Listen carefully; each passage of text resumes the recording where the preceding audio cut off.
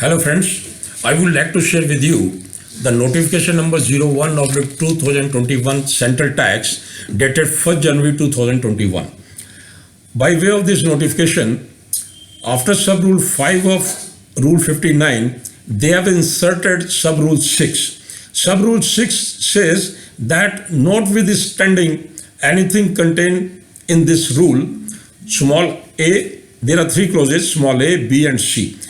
Small a say a registered person shall not be allowed to furnish the details of the outward supply of the goods or service or both under section 37 in form GSTR 1 if he has not furnished the return in form GSTR 3B for the preceding 2 months.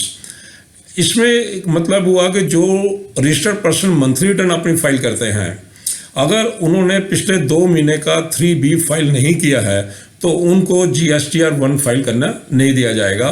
पहले क्या होता था कि भाई लोग बाग जो है GSTR 1 जो है रिटर्न, ये रिटर्न जो है आउटपुट सप्लाई की है, जो सप्लायर फाइल करता है, तो ये पहले फाइल कर देते थे और जिससे कि जो बायर है उसके 2A के अंदर ये रिफ्लेक्ट हो जाता था और उसको इनपुट क्रेडिट मिल जाता था। लेकिन ये अपनी लायबिलिटी की जो GSTR 3B है वो फाइल नहीं करते थे, तो वो गवर्नमेंट चाहती है कि आपकी जो टैक्स लायबिलिटी है 3B के अंदर that should also be declare and deposited. उसको लूप होल करने के लिए इन्होंने कहा कि अगर आप 3B फाइल नहीं करेंगे ना तो हम आपको GSTR 1B फाइल करने नहीं देंगे। तो अगर GSTR 1 फाइल नहीं करने दी जाएगी आउटपुट सप्लाई की डिटेल, तो जो बायर है वो इंसिस्ट करेगा सप्लायर को, भाई मेरे 2A में आपका रिफ्लेक्शन नहीं आ रहा है बिलों का, आप ये जो है GSTR 1 फाइल करिए। तो GSTR 1 फाइल वो तभी कर सकता है जब वो GSTR 3B फाइल करेगा। तो उन्होंने इसलिए ये रिस्ट्रिक्शन लगाई सब क्लॉज ए के अंदर कि अगर आपने पिछले 2 महीने का 3B फाइल नहीं किया तो आपको आगे हम GSTR 1 फाइल करने नहीं देंगे। तो क्लॉज बी के अंदर कहते हैं कि registered person required to furnish return for every quarter. इसके अंदर उन्होंने क्वार्टरली टैक्स रजिस्टर्ड पर्सन को कवर किया है। उसमें भी इन्होंने कहा कि अगर आपने GSTR 3B for the proceeding tax period, मतलब पिछले क्वार्टर का फाइल नहीं किया है, तो आपको GSTR 1 जो है हम फाइल नहीं करने देंगे। अब इन्होंने एक नया प्रोविजन इंट्रोड्यूस किया है कि जो R1 फाइल करते थे क्वार्टरली, उनके लिए इन्होंने कहा है कि भाई आपको हम इनवॉइस फर्निशिंग फैसिलिटी देते हैं, IFF, ये ऑन द पोर्टल में मिलेगी आपको। इसकी फैसिलिटी जो अवेल करना चाहता है वो अवेल कर ले। इसके अंदर प्रोविज़न ये है कि आप अपने आउटपुट सप्लाई के जो इनवॉइसेस हैं वो इसके अंदर अपलोड जो है मंथली कर सकते हो, चाहे आपका R1 क्वार्टरली है। तो मंथली करने से क्या है कि ये आपके पोर्टल के ऊपर चले जाएगा। और इन्होंने एक फैसिलिटी दी है कि आप क्वार्टरली रिटर्न फाइल कर सकते हैं, मंथली पेमेंट कर सकते हैं, और एक ये फैसिलिटी इसके अंदर ये दी हुई है आपने। क्लॉज सी के अंदर कहते हैं, एक इन्होंने रूल इंट्रोड्यूस किया है, रूल 86B। इसको मैं अपनी नेक्स्ट वीडियो में सेपरेटली डील करूंगा।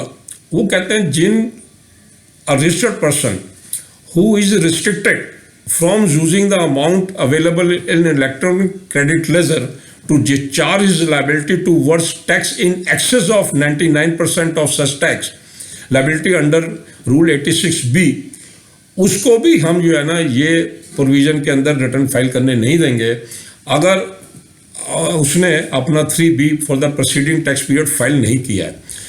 रूल 86B जो है ये कहता है कि अगर आपकी मंथली टैक्सेबल टर्नओवर 50 लाख से ज़्यादा है तो आपको रिस्ट्रिक्ट किया गया है कि जो आपका क्रेडिट अवेलेबल है क्रेडिट इलेक्ट्रॉनिक लेजर के अंदर, उस अमाउंट में जो आपकी लायबिलिटी बनती है उस लायबिलिटी का 99% तक अमाउंट यूज कर सकते हैं। और टैक्सेबल टर्नओवर भी क्या है कि उसके अंदर से इन्होंने एग्जेम्प्टेड और 0 रेट टैक्सेबल टर्नओवर को लेस कर दिया है 50 लाख की करने के लिए। और भी एग्जम्पशंस हैं रूल 86B के अंदर, वो मैं सेपरेट डिस्कस करूंगा अभी सब्सिक्वेंट वीडियो में। तो वो कहते हैं जिनको रूल 86B भी एप्लीकेबल है उनको भी ये जो है रिस्ट्रिक्शंस एप्लीकेबल होगी अगर वो 3B अपने प्रोसीडिंग टैक्स पीरियड का फाइल नहीं करते हैं। अब ये बड़ा स्ट्रिक्टली सब रूल 6 ऐड किया गया है, जिसके अंदर गवर्नमेंट ने काफ़ी रिस्ट्रिक्शंस लगा दी हैं, और वो गवर्नमेंट चाहती है कि जो टैक्स पेयर है अपनी टैक्स लायबिलिटी को है प्रॉपर्ली डिस्चार्ज करे, प्रॉपर्ली शो करे, उसको विदहोल्ड करने के लिए जो है रिस्ट्रिक्शन, अगर विदहोल्ड करेगा तो उसको आगे रिटर्न की फैसिलिटी उन्होंने विड्रॉ कर लेनी है। Thank you very much.